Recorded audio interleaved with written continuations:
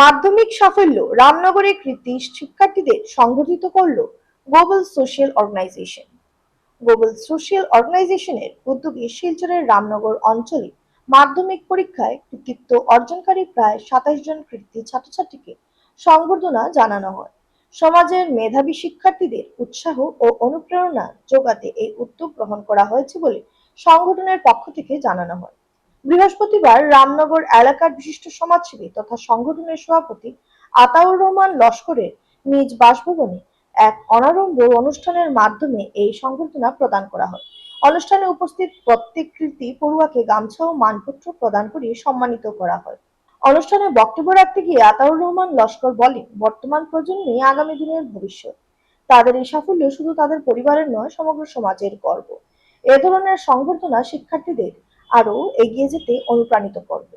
তিনি আরো বলেন, শিক্ষার্থীদের শুধু ভালো ফলাফলের মধ্যেই সীমাবদ্ধ না থেকে নৈতিক শিক্ষা ও মানবিক মূল্যবোধই সমৃদ্ধ হয়ে সমাজ ও দেশের উন্নয়নের ভূমিকা রাখতে হবে।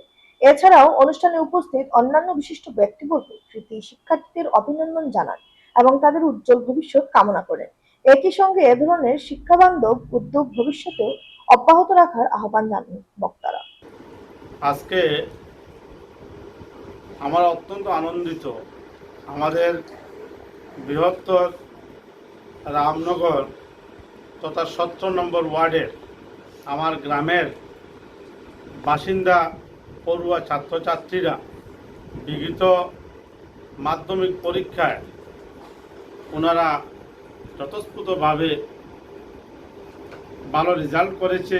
তার জন্য আমি কেউ আমার বাতিজা, বাইগনা, বাগনি, বাতিজি, কেউ আমার ভাই, ওনাদেরকে আমি ব্যক্তিগতভাবে আমি আতাউর রহমান লস্কর আমার গ্লোবাল সোশ্যাল অর্গানাইজেশন এর পক্ষ থেকে আমি আমার বাসস্থানে এনে সবাইকে এক একটা সম্মানপত্র দিয়ে এবং এক একখানা গামছা দিয়ে আমরা সংবর্ধনা প্রদান করেছি।